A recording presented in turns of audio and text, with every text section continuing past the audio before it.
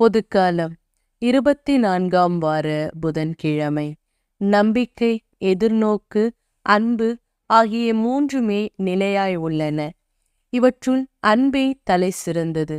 திருத்தூதர் பவுல் கொரிந்தியருக்கு எழுதிய முதல் திருமுகத்திலிருந்து வாசகம். சகோதர சகோதரிகளே, நீங்கள் மேலான அருட்கொடையை ஆர்வமாய் நாடுங்கள்.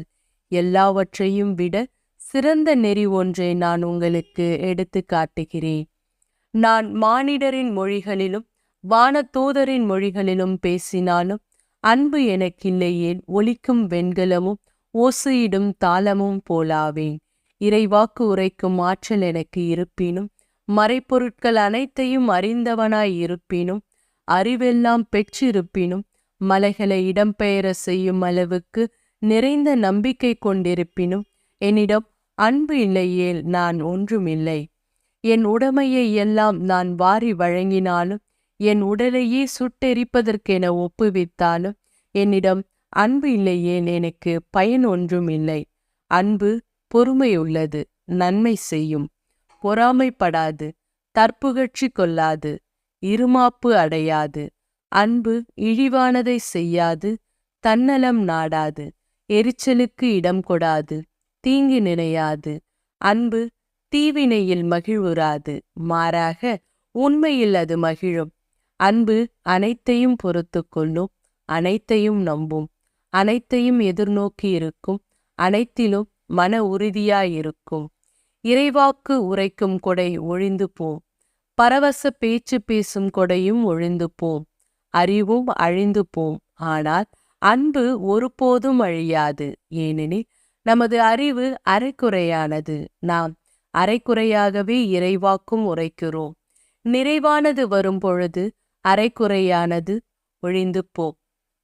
நான் குழந்தையாய் இருந்த பொழுது குழந்தையைப் போல பேசினேன், குழந்தையின் மனநிலையை பெற்றிருந்தேன், குழந்தையைப் போல எண்ணினேன். நான் பெரியவனான பொழுது குழந்தைக்குரியவற்றை அறவே விட்டுவிட்டேன். ஏனெனில் இப்பொழுது நாம் கண்ணாடியில் காண்பது போல் மங்கலாய் காண்கிறோம். ஆனால் அப்பொழுது நாம் நேரில் காண்போம். இப்பொழுது நான் அரைக்குறையாய் அறிகிறேன். அப்பொழுது கடவுள் என்னை அறிந்துள்ளது போல் முழுமையாய் அறிவேன். ஆக நம்பிக்கை, எதிர்நோக்கு, அன்பு ஆகிய மூன்றுமே நிலையாய் உள்ளன. இவற்றுள் அன்பே தலை சிறந்தது. இது ஆண்டவரின் அருள்வாக்கு. இறைவா உமக்கு நன்றி. நற்செய்தி வாசகம். நாங்கள் குழல் ஊதினோம், நீங்கள் கூத்தாடவில்லை. நாங்கள் ஒப்பாரி வைத்தோம், நீங்கள் அழவில்லை. லூக்கா எழுதிய தூய நற்செய்தியிலிருந்து வாசகம். அதிகாரம் 7, இறை வார்த்தைகள் 31 35 முடிய. அக்காலத்தில் இயேசு, இத்தலைமுறையின் மக்களை யாருக்கு ஒப்பிடுவேன்? இவர்கள் யாருக்கு ஒப்பானவர்கள்? இவர்கள் சந்தவெளியில் உட்கார்ந்து ஒருவரை ஒருவர் கூப்பிட்டு, நாங்கள் குழல் ஊதினோம், நீங்கள் கூத்தாடவில்லை. நாங்கள் ஒப்பாரி வைத்தோம், நீங்கள் அழவில்லை என்று கூறி விளையாடும் சிறு பிள்ளைகளுக்கு ஒப்பானவர்கள். எப்படியெனில் திருமுழுக்கு யோவான் வந்தார். அவர் உணவு அருந்தவும் இல்லை, திராட்சை மது குடிக்கவும் இல்லை. அவரை பேய் பிடித்தவன் என்கிறீர்கள்.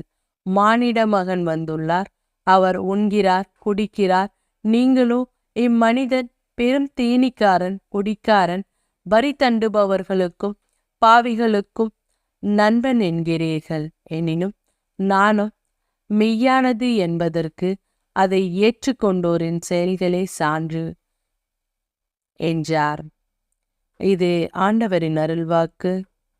கிறிஸ்துவே உமக்கு புகழ்.